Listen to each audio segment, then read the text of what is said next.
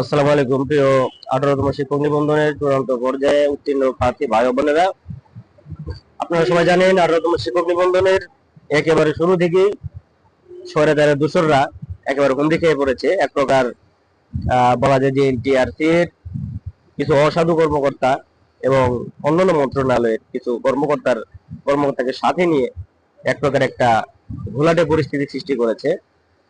তারই সূত্র এবং ধারাবাহিকতায় আজ আমরা দেখতে পাচ্ছি 18তম শিক্ষক নিবন্ধনের পরিচয়ে বিভিন্ন অংশ ষষ্ঠ কোনো বিজ্ঞপ্তিকে প্রশ্নবিদ্ধ করার চেষ্টা করতেছে।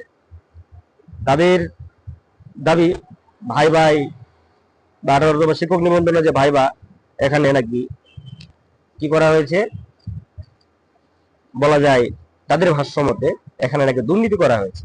অ্যাকচুয়ালি এই 60,000 প্রার্থী যে পাস করেছে, তাদের সাথে কি ধরনের দুর্নীতি করা হয়েছে? তাদের ভাষ্য মতে তাদের চেহারা দেখে দেখে নাকি তাদেরকে পাস করে দেওয়া হয়েছে।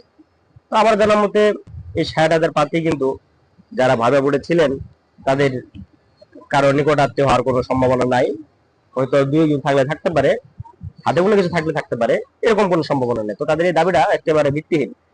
আর ফেল করার প্রধান যে কারণগুলো আমরা দেখতে পাচ্ছি, যারা আন্দোলন করছে আর কি, এই যে ভাবে প্রার্থী যারা আন্দোলন করছে, এর মধ্যে বেশিরভাগ হচ্ছে 35+ বয়সের, যারা অটোমেটিকলি বাদ।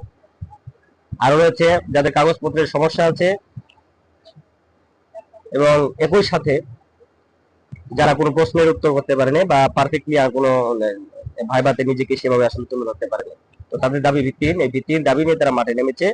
আমাদেরকে শক্ত থাকতে হবে। যদি 18তম শিক্ষক নিবন্ধনের উপর উত্তীর্ণ প্রার্থীদের উপর কোনো অবিচার করা হয়, তাহলে কিন্তু এই 60,000 প্রার্থীও কিন্তু ছাড় দিবে না, তারাও মাঠে নামবে। সবাই ভালো থাকবেন, সুস্থ থাকবেন, প্রস্তুত থাকবেন। আল্লাহ হাফেজ।